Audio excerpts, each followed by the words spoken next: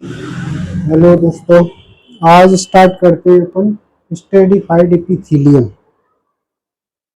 इससे पहले मैंने आपको बताया था सिंपल एपिथेलियम के बारे में। सिंपल एपिथेलियम में चार पांच टाइप जो मैंने बताए थे, उसमें अपन ने देखा था कि वो जो उसमें सेल थी वो ओनली सिंगल लेयर में थी, और जो सिंगल लेयर थी उनकी वो इस पर बेसमेंट मेम्ब्रेन पर सिचुएटेड थी।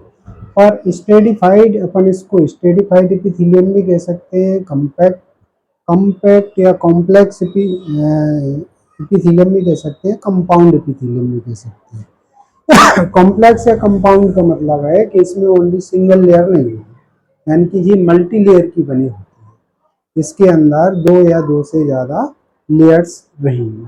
इसके भी बहुत सारे टाइप हैं। टाइप वही अपन सेल के अकॉर्डिंग देखते हैं। अगर स्क्यूमस टाइप की सेल इसकी अपीयरेंस में दिख रही है, एपाइकल लेयर पर दिख रही है, तो अपन उसको स्ट्रेटिफाइड स्क्यूमस कहेंगे। अगर उसमें क्यूबॉइडल सेल दिखाई दे रही है एपाइकल लेयर पर, तो वो क्यूबॉइडल हो जाएगी, और अगर कॉलमनर दिख रही है तो कॉलमनर हो जाएगी। एक और इसमें स्पेशल टाइप का जो टिश्यू होता है स्ट्रेटिफाइड में, उसको कहते हैं ट्रांजिशनल। तो वो बहुत ही इसकी स्पेशल पहचान है। उसमें कुछ अलग तरह की सेल्स होती हैं, और कुछ ऐसे ऑर्गन में वो मिलता है जहाँ पर स्टिचिंग ज़्यादा होती है। तो अभी स्टार्ट करूँगा इसमें। इसके चार जो टाइप हैं उनकी अपन बात करेंगे, उनकी अपन लोकेशन देखेंगे और उनका फंक्शन भी देखेंगे। तो चलिए स्टार्ट करते हैं स्ट्रेटिफाइड एपिथेलियम। स्ट्रेटिफाइड एपिथेलियम के अगर अपन टाइप की बात करें तो इसके भी चार टाइप हैं। टाइप का जो मैंने शुरू में क्लासिफिकेशन बताया था उसमें सारी लिस्ट बनी हुई है। यहाँ मैं फिर से उसको एक एक करके स्टार्ट करता हूँ। तो जो स्ट्रेटिफाइड एपिथेलियम का जो फर्स्ट टाइप होता है उसको कहते हैं अपन स्ट्रेटिफाइड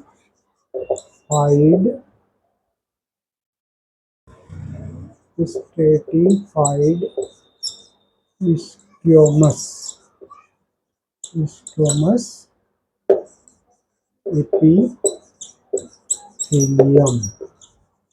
देखिए, स्ट्रेटिफाइड स्क्यूमस एपिथेलियम। अब इसको ये नाम कैसे दिया? ये नाम का स्ट्रेटिफाइड का मतलब होता है एक से ज़्यादा लेयर, यानी कि मल्टी लेयर, यानी कि इसमें एक से ज़्यादा लेयर मिलेंगी। अब लेयर भी इसमें जो टिश्यू की होंगी उसमें ये नहीं कि ओनली स्क्यूमस होंगी, पर इसकी जो एपाइकल लेयर है, यानी कि जो सबसे ऊपर वाली जो लेयर होगी वो स्क्यूमस टाइप की सेल की होगी। उसके नीचे हो सकता उसके नीचे हो सकता है क्यूबॉइडल और कॉलमनर भी हो सकती है। तो डीप में क्यूबॉइडल और कॉलमनर हो सकती है, पर इनकी जो सुपरफिशियल लेयर होगी वो स्क्यूमस टाइप की होगी। इसलिए इसको अपन कहते हैं स्क्यूमस एपिथेलियम। कैसी है? स्ट्रेटिफाइड है, एक लेयर नहीं होंगी, बहुत सारी लेयर होंगी। देखिए यहाँ पे मैं आपको बता दूं किस तरह की। मान लीजिए कि ये फर्स्ट लेयर, ये मान लें अपन ये कॉलमनर सेल है, इसके अंदर ये फर्स्ट लेयर हो गई कॉलमनर सेल की। ये इस तरह से इसमें कॉलमनर सेल नहीं है। इसके ऊपर वाली जो लेयर है हो सकता है वो क्यूबॉइडल टाइप की हो, है ना? कैसी हो? क्यूबॉइडल। ये क्यूबॉइडल हो सकती है इसकी। और एक लेयर अपन इसमें देख सकते हैं, ये क्यूबॉइडल हो सकती है। यानी एक से ज़्यादा लेयर होंगी, पर इसकी जो सुपरफिशियल लेयर होगी वो स्क्यूमस टाइप की होगी, यानी कि ये जो लेयर है ये स्क्यूमस टाइप की होगी। तो ये ऊपर वाली जो लेयर है वो स्क्यूमस टाइप की दिखेगी इसमें सभी में, जैसे एक एक न्यूक्लियस मिलेगा। ये तो देखिए इसमें अपन तीन तरह की सेल देख पा रहे हैं। सबसे डीप में जो सेल है वो है कॉलमनर टाइप की, उसके बाद जो सेल है वो है क्यूबॉइडल टाइप की, है ना? और सबसे ऊपर है स्क्यूमस टाइप की। तो ये इसके नीचे भी क्या है? ये बेसमेंट मेम्ब्रेन, ये यहाँ पर मिलेगी बेसमेंट मेम्ब्रेन। और ये जो लेयर है एक इस टाइप की है कॉलमनर। ये कैसी है? Columnar cells. ये दो लेयर कैसी बनाई अपन ने? Cuboidal, cuboidal cells. और ये जो बाहर वाली लेयर है सबसे ऊपर जो है एपाइकल लेयर कहते हैं अपन उसको, ये एपाइकल लेयर। एपाइकल लेयर कैसी है? स्क्यूमस। इसमें कैसी सेल है, स्क्वेमस सेल, स्क्वेमस सेल से ये बनी हुई है। तो इस तरह का इसमें जो अपीयरेंस दिखता है इसको कहते हैं हम स्ट्रेटिफाइड स्क्वेमस एपिथेलियम। तो ये तो अपन इसकी पहचान देख सकते हैं कि डीप में हो सकता है कॉलमनर हो और क्यूबोइडल हो, पर ऊपर वाली जो सरफेस होगी वो हमेशा कैसी रहेगी, स्क्वेमस टाइप की। ये जो एपिथेलियम है ये बहुत ही स्पेशल टाइप की एपिथेलियम होती है। इसमें एक प्रोटीन रहता है, उस प्रोटीन का नाम है केरेटिन प्रोटीन। ये जो केरेटिन प्रोटीन होता है ये इसको जो है टफ बनाता है, टाइट बनाता है, यानी कि इसको वाटर प्रूफिंग। अब वाटर प्रूफिंग अगर बना रहा है तो फिर ये अपन समझ सकते हैं कहाँ पर होगी, स्किन। ये अपनी जो स्किन बनी हुई है पूरी जो है स्ट्रेटिफाइड स्किन से बनी हुई है। स्किन में चाहे अपनी जो पूरी स्किन हो, नेल्स हो, हेयर्स हो, ये सारे के सारे इसमें ये इससे बने हुए स्क्वेमस एपिथेलियम से बने हुए हैं। अब जो प्रोटीन होता है वो इसको टफ बना देता है। टफ बन गया मतलब अपनी जो स्किन है वो कैसी है, वाटर प्रूफ है, इसमें से कोई भी चीज़ अंदर नहीं जा सकती। जो केरेटिन प्रोटीन है वो इसको इतना टाइट बना देता है कि इसको कोई भी इसके सब्सटेंस इसमें पार नहीं जा सकता। नाखून में अगर देखें तो ये स्किन का एक तरह का टाइप है, पर यहाँ पर केरेटिन का डिपोजिशन बहुत ज़्यादा हो जाता है, इसलिए ये जो नाखून होते हैं वो बहुत ज़्यादा हार्ड हो जाते हैं क्योंकि उसमें केरेटिन प्रोटीन ज़्यादा होगा। तो अब ये केरेटिन जो प्रोटीन है इसको केरेटिन प्रोटीन जिनमें पाया जाएगा उसको अपन केरेटिनाइज्ड कह देंगे। तो उसका फिर अपन दूसरा नाम रख सकते हैं यहाँ पर, अगर केरेटिन प्रोटीन ज़्यादा है तो केरेटिनाइज स्क्वेमस एपिथेलियम। स्ट्रेटिफाइड तो है ही, पर इसमें क्या आ गया, केरेटिन प्रोटीन आ गया। केरेटिन प्रोटीन है तो केरेटिनाइज्ड स्क्वेमस एपिथेलियम, और केरेटिन प्रोटीन नहीं होगा तो क्या कहेंगे, नॉन केरेटिनाइज्ड स्क्वेमस एपिथेलियम। अब नॉन केरेटिनाइज्ड का क्या मतलब है, नॉन केरेटिनाइज्ड कहाँ पर मिलेगी, नॉन केरेटिनाइज्ड होगी अपने अंदर की लेयर पर, जैसे माउथ कैविटी के अंदर, ईसोफेगस के अंदर, एपिग्लोटिस के ऊपर, फेरिंग्स के अंदर, वेजाइना के अंदर। तो ये अंदर की जो वेट लेयर होती है, जो गीली सरफेसेस होती है, वहाँ पर जो स्क्वेमस स्ट्रेटिफाइड स्क्वेमस होती है उसमें केरेटिन प्रोटीन नहीं पाया जाता। जबकि स्किन के ऊपर जो स्क्वेमस एपिथेलियम है स्ट्रेटिफाइड स्क्वेमस, इसमें केरेटिन प्रोटीन ज़्यादा पाया जाता है। तो जो केरेटिनाइज्ड स्क्वेमस एपिथेलियम होगी वो अपनी बाहर की स्किन बनाती है, और नॉन केरेटिनाइज्ड जो स्क्वेमस एपिथेलियम होती है अंदर की लेयर बनाती है, माउथ कैविटी के अंदर, ईसोफेगस के अंदर, और आपकी एपिग्लोटिस के अंदर, वेजाइना के अंदर। ये यहाँ पर जो वेट सरफेस, जो गीली सतह रहती है वो इनसे बनती है। तो ये डिस्क्रिप्शन में तो अपन ये देख सकते हैं कि इस तरह की अगर सेल मिल रही है तो उसको अपन कहेंगे स्ट्रेटिफाइड स्क्वेमस एपिथेलियम। लोकेशन की अगर अपन बात करें तो लोकेशन में दो तरह से यहाँ पर अपन को देखना पड़ेगा। पहला इसका जो टाइप होता है वो कैसा है, केरेटिनाइज्ड स्क्वेमस एपिथेलियम। जो केरेटिनाइज्ड होगी वो कहाँ पर पाई जाएगी, स्किन में। ये स्किन में है, स्किन में चाहे हेयर हो ना, नेल्स हो, और बाकी की आपकी जितनी भी जो एपिडर्मिस बनी हुई है पूरी किससे बनी हुई है, स्ट्रेटिफाइड स्क्वेमस एपिथेलियम से। अब ये नॉन केरेटिनाइज्ड होती है, नॉन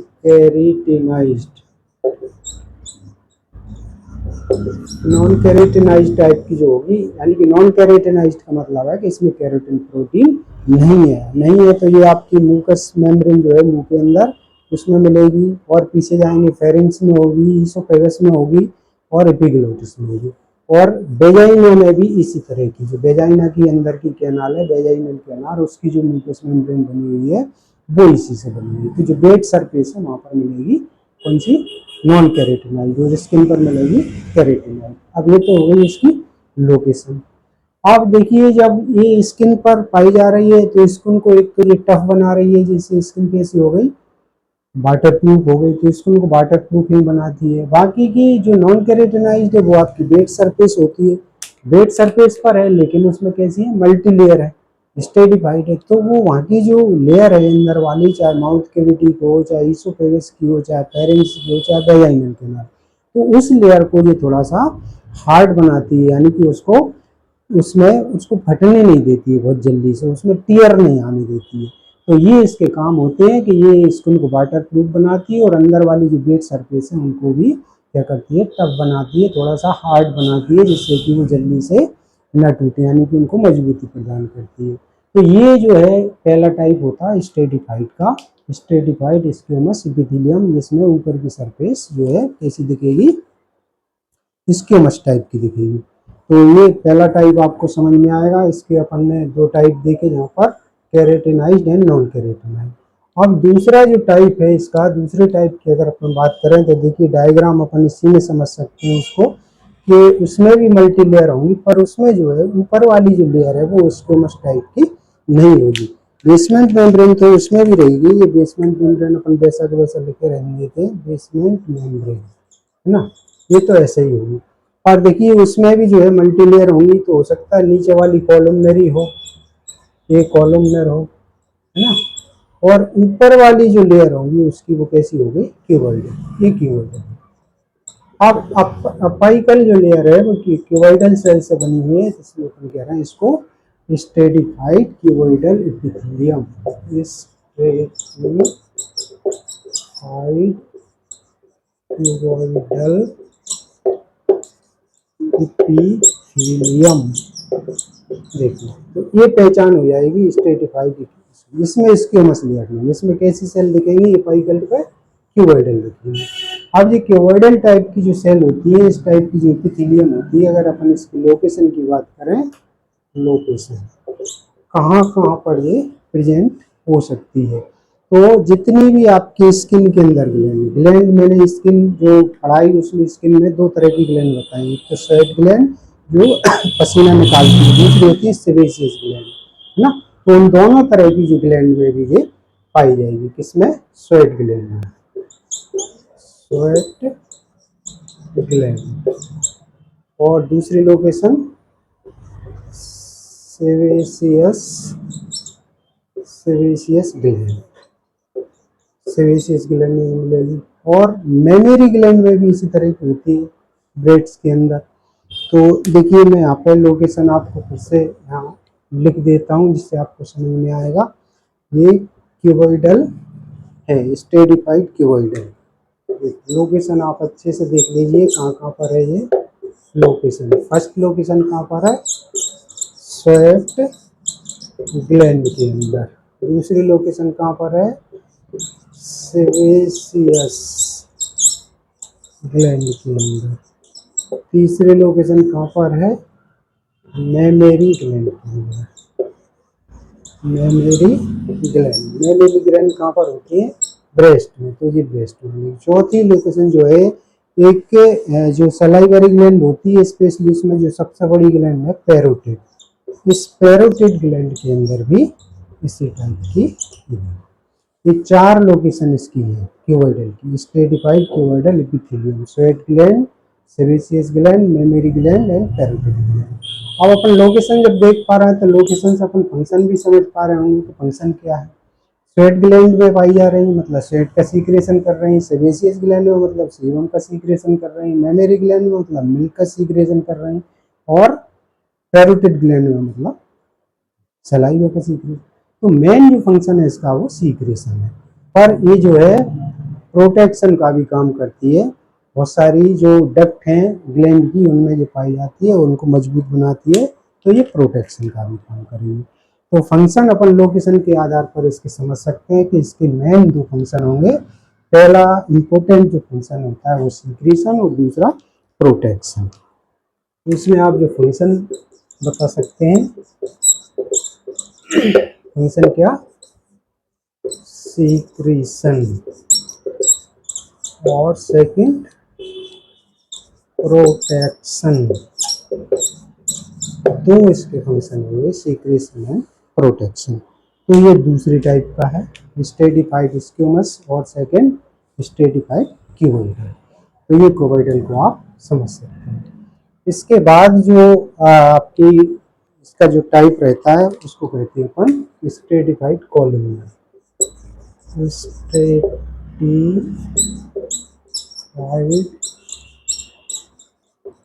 कॉलमनर एपिथेलियम। देखिए अब ये कॉलमनर है, मतलब इसमें जो है सेल कैसी दिखेंगी, कॉलमनर टाइप की, यानी कि जितनी भी इसकी लेयर होंगी सब में जो सेल होंगी वो किस टाइप की होंगी, कॉलम टाइप की। देखिए इस तरह से सारी की सारी जो इसकी लेयर हैं, चाहे 1 हो, 2 हो, 3 हो और 5 जितनी भी, यानी कि 2 से ज़्यादा जो लेयर हैं स्ट्रेटिफाइड इसीलिए कह रहे हैं। और सारी की सारी जो लेयर होंगी इसके अंदर वो कैसी होंगी, कॉलम के आकार की होंगी। देखिए जैसे कॉलम कॉलम शेप की इसमें सेल्स यहाँ पर दिखाई देंगे। मल्टी लेयर है इसके अंदर के ऊपर, सारी की सारी जो लेयर है वो कॉलम के आकार की ही होगी। तो ये अपन इसकी शेप को देख करके यहाँ पर समझ सकते हैं। कॉलम की शेप की इसलिए कॉलमनर, और एक से ज़्यादा लेयर है इसलिए स्ट्रेटिफाइड। तो स्ट्रेटिफाइड कॉलमनर एपिथेलियम। ये नीचे बेसमेंट मेम्ब्रेन रहेगी यहाँ पर, बेसमेंट मेम्ब्रेन, ठीक है। और ये कौन सी सेल है, कॉलमनर, कॉलमनर एपिथेलियम। और कैसी, स्ट्रेटिफाइड, एक से अधिक लेयर इसके अंदर पाई जाएंगी। लोकेशन, लोकेशन की अगर बात करें तो सबसे ज़्यादा ये जो है एक्सक्रीटरी ग्लैंड के अंदर पाई जाती है। कौन सी, एक्सक्रीटरी ग्लैंड्स। एक्सक्रीटरी ग्लैंड आप समझ सकते हैं जिनसे सीक्रेशन निकलते हैं। एक तो होती है एक्सक्रीटरी, एक्सोक्राइन ग्लैंड जो होती है ना, है ना। तो एक्सक्रीटरी ग्लैंड जिससे बहुत सारे जो एंजाइम्स निकलते हैं जो एक्सक्रीशन करते हैं, यानी कि स्रावों को बाहर छोड़ते हैं, उन सारी ग्लैंड में इसकी लोकेशन मिलेगी। एक लोकेशन और इसकी पाई जाती है कंजक्टाइवा, कंजक्टाइवा, कंजक्टाइवा ऑफ आई। आँख की जो वाइट आप एरिया देखते हैं उसको अपन स्क्लेरा कहते हैं, उसके ऊपर एक पतली सी मेम्ब्रेन होती है, उस पतली सी मेम्ब्रेन को कहते हैं अपन कंजक्टाइवा। ये जो किससे बनी हुई है, स्ट्रेटिफाइड कॉलमनर एपिथेलियम से बनी हुई है। तो इसके भी मेन वही दो फंक्शन हो जाएंगे। एक तो कंजक्टाइवा पे मीन्स उसको क्या कर रही है, स्क्लेरा को प्रोटेक्ट कर रही है। तो फंक्शन में अपन इसमें क्या लिख सकते हैं, फंक्शन की अगर बात करें तो प्रोटेक्शन एंड सीक्रेशन, इसका भी क्या फंक्शन हो जाएगा, प्रोटेक्शन एंड सीक्रेशन फंक्शन। पहला फंक्शन है प्रोटेक्शन, सेकंड सीक्रेशन। तो इसके भी दो फंक्शन हो जाएंगे, ठीक है। तो इस तरह से ये इसका तीसरा टाइप है। चौथा ये जो टाइप है वो बहुत स्पेशल टाइप की सेल होती हैं, और वो ऐसे ऑर्गन में पाई जाती हैं जो ऑर्गन बहुत ज़्यादा खिंचाव में रहते हैं, बार बार फूलते हैं, बार बार पिचकते हैं। इस टाइप की जो एपिथेलियम है चौथी टाइप की, उसको बोलते हैं ट्रांजिशनल, ट्रांजिशनल एपिथेलियम के ट्रांजिशनल। अब देखिए ट्रांजिशनल एपिथेलियम में जो सेल होती हैं बड़ी उलझी हुई सी सेल वो दिखाई देती है। मल्टी लेयर होगी पर बहुत ज़्यादा उलझी हुई टाइप की रहेंगी, जैसे कहीं कॉलमनर दिखेगी, कहीं क्यूबॉइडल दिखेगी। इस तरह से इसके अंदर जो है बहुत वेराइटी में इसके अंदर सेल पाई जाती है, अलग अलग वेराइटी की इसमें सेल पाई जाएंगी। इस तरह से ये सभी सेल के अंदर इसे रिप्रेजेंट। तो ये जो है मिक्स टाइप की एक तरह से ग्लैंड है, इसमें वैरायटी ऑफ सेल्स पाई जाती हैं। सभी की सभी कहाँ पर होंगी, बेसमेंट मेम्ब्रेन पर, ये बेसमेंट मेम्ब्रेन। तो इसमें ये है सेल की बहुत सारी वैरायटी मिलती है, और ये इस तरह से बनी होती है कि ये बार बार खींचते रहो पर ये टूटती नहीं है। अब ऐसी कौन से ऑर्गन है जिनमें खिंचाव ज़्यादा होता है, वहाँ पर ये सबसे ज़्यादा देखने को मिलेगी। तो ये मैं यहाँ पे इसकी लोकेशन बता देता हूँ। देखिए लोकेशन कहाँ कहाँ पर होगी। लोकेशन सबसे ज़्यादा मात्रा में ये पाई जाती है यूरिनरी ब्लैडर के अंदर, यूरिनरी ब्लैडर, कहाँ पर मिलेगी? Urinary bladder. और कहाँ पर मिलेगी?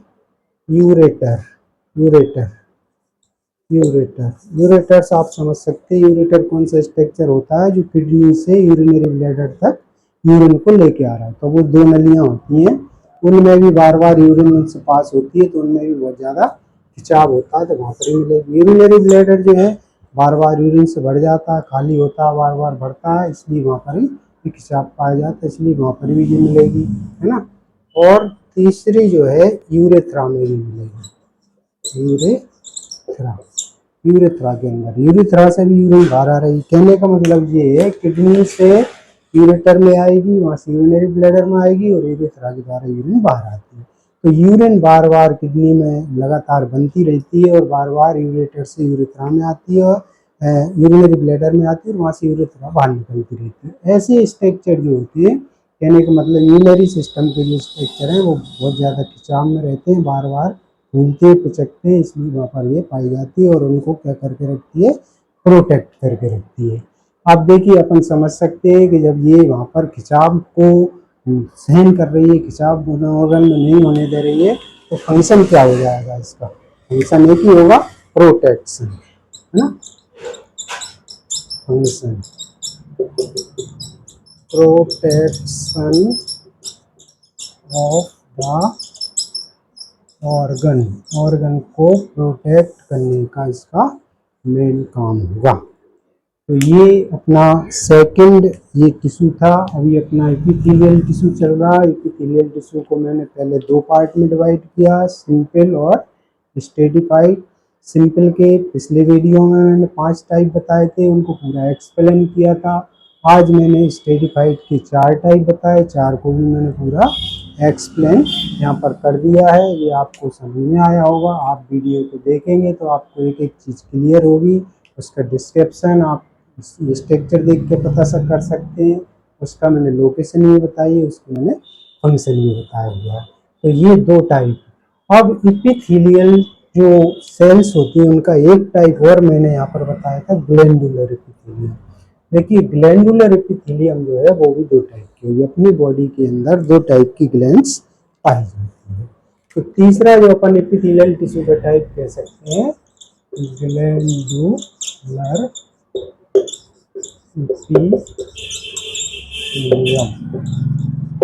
इसको दो टाइप से देखते हैं। सेल अपनी बॉडी के अंदर दो तरह की ग्लैंड्स, एक तो एक्सोक्राइन है और दूसरी एंडोक्राइन।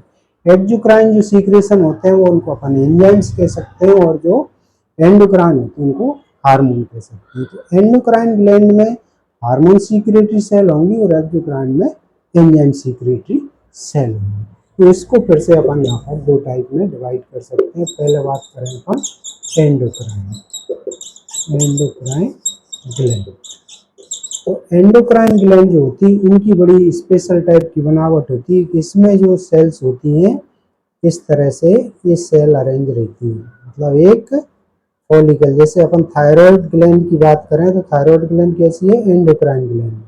तो उसमें इस तरह की सेल्स मिलेंगी, यानी कि इसमें एक बीच में स्पेस रहेगा और उस स्पेस के अंदर हार्मोन का सिंथेसिस होगा। यानी कि ये जो है सेल है ये फॉलिकल, इसको अपन इसको पूरे को कह सकते हैं फॉलिकल। तो ये फॉलिकल होती है।